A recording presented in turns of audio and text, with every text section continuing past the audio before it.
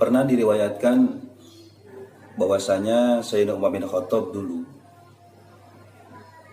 beliau sedang berjalan di Madinah, lalu melihat anak kecil sedang mempermainkan burung.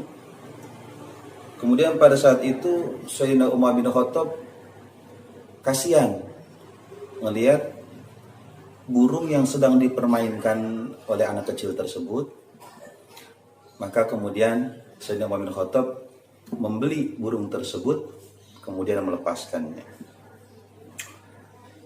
Tatkala Sayyidina Umar bin Khattab radhiyallahu anhu meninggal, banyak orang yang melihat di dalam mimpi, menanyakan keadaannya dalam mimpi tersebut. Mereka bertanya dalam mimpinya kepada Sayyidina Umar bin Khattab, apakah yang dilakukan Allah kepadamu? Sayyidina Umar menjawab bahwasanya Allah mengampuni dan memaafkanku. Orang-orang itu bertanya, dengan apa engkau mendapat pengampunan Allah? Apakah dengan keadilan atau dengan kejuhudanmu yang selama ini engkau lakukan? Karena Sayyidina Umar bin Khattab itu ketika menjadi khalifah terkenal menjadi khalifah yang adil, bijaksana. Kemudian beliau pun terkenal juhudnya. Artinya dalam urusan dunia itu beliau itu biasa, sangat bahkan di bawah sederhana beliau itu dalam masalah dunia. Jadi beliau terkenal betul tentang kejuhudannya. Kemudian Sayyidina Umar bin Khattab menjawab, ketika kalian memasukkanku ke dalam kubur dan menutupiku dengan tanah, kalian meninggalkan aku sendirian.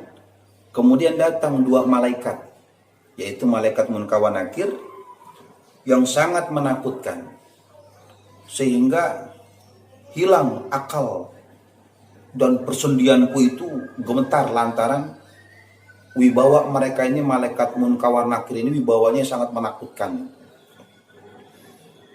Nah,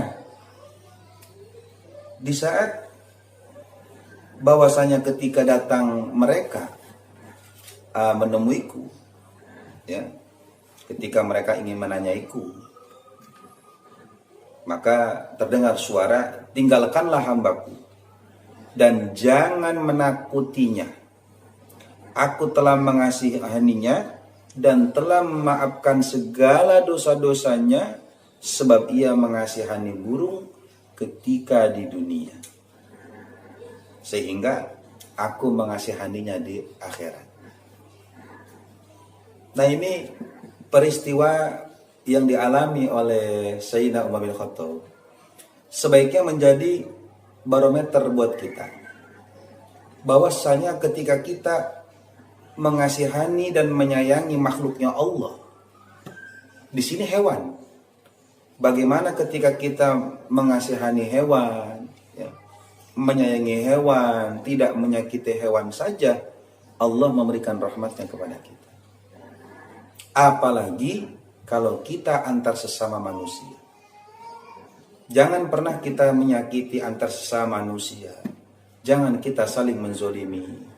Kalau kepada hewan saja berdampak luar biasa, apalagi antar sesama manusia. Bagaimana Allah Subhanahu wa taala memberikan karunia kepada kita. Di dalam hadis Abdullah bin Umar, ia telah berkata, Rasulullah sallallahu alaihi wasallam telah bersabda, Ar-rahimu yarhamuhur rahman, irhamu fil ard yarhamkum fil man fis sama. Orang yang suka menyayangi, mereka itu akan dikasihani oleh yang Maha Pengasih. Kasihanilah siapa yang berada di bumi, niscaya kamu akan dikasihani oleh yang berada di langit.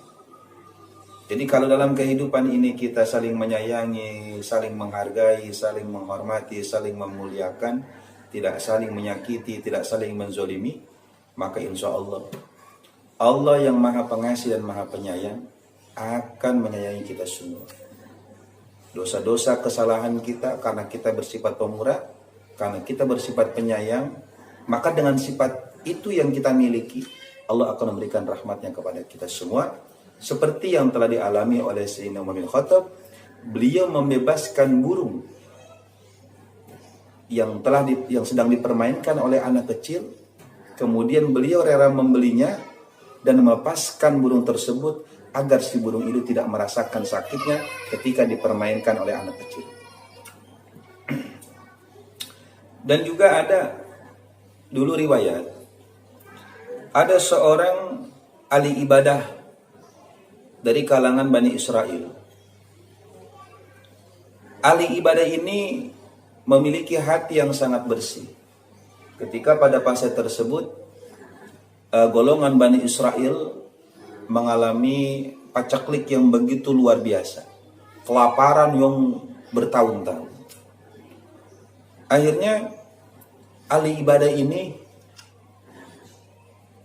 di dalam hatinya dia berbicara dan berniat di dalam hatinya. Apa yang dia katakan?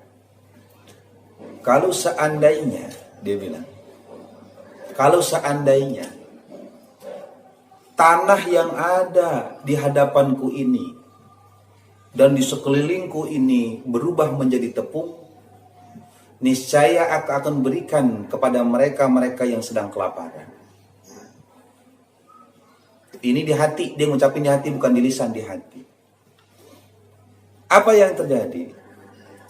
Kemudian Allah Subhanahu wa taala mewahyukan kepada salah satu nabi dari kalangan Bani Israel, karena nabi itu banyak betul di kalangan Bani Israel itu, banyak nabi-nabi yang namanya itu jarang kita ketahui. Jadi dari 124.000 nabi, itu paling banyak itu nabi dari kalangan Bani Israel. Makanya banyak nabi-nabi itu mereka itu nggak punya umat. Tapi mereka nabi dari kalangan Bani Israel, banyak nabi-nabi yang tidak memiliki umat. Kenapa? Karena mereka tidak memiliki pangkat kerasulan. Nah, apa yang diwahyukan Allah kepada seorang nabi dari kalangan Bani tersebut? Katakanlah, wahai nabiku, kepada si fulan,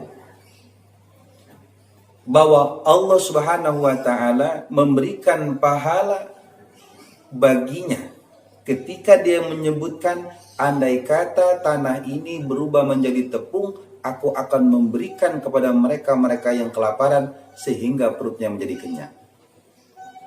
Nah, ini luar biasanya Allah Subhanahu wa taala memberikan karunia kepada siapapun yang memiliki rasa iba, memiliki rasa prihatin, memiliki rasa sayang menyayangi, rasa peduli di antara sesama manusia.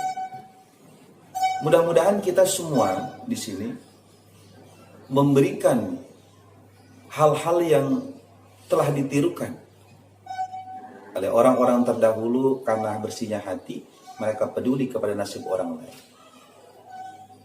Dan orang yang hebat itu adalah orang yang peduli dengan nasib orang lain.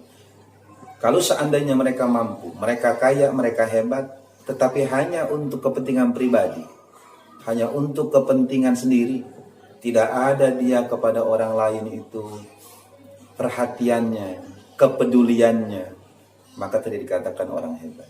Dan orang-orang yang begini, mereka akan menyesal ketika mendatangi kehidupan akhirat. Tapi kita seandainya memiliki jiwa yang besar, memiliki hati yang bersih, memiliki kepedulian, walaupun bahasanya kita tidak memiliki harta, tidak memiliki kemampuan untuk membantu secara langsung, tetapi dengan niatan di hati saja, niat yang baik untuk peduli kepada orang lain, itu merupakan sesuatu yang sangat besar di mata Allah Subhanahu wa taala. Karena Allah mengetahui apa yang ada dalam hati kita. Inilah sifat pemurahnya Allah yang luar biasa kepada hamba-hambanya. Apalagi kalau seandainya kita miliki, di hati kita niat, kemudian kita realisasikan dengan amal perbuatan, la ilaha illallah Muhammadur Rasulullah, maka kita akan menjadi orang-orang yang beruntung dunia wal akhirat. Mudah-mudahan kita semua mendapatkan keberkahan Allah Subhanahu wa taala. Mudah-mudahan Allah selalu membersihkan hati kita. Khairun nas anfa'uhum linnas. Sebaik-baiknya manusia adalah manusia yang bermanfaat untuk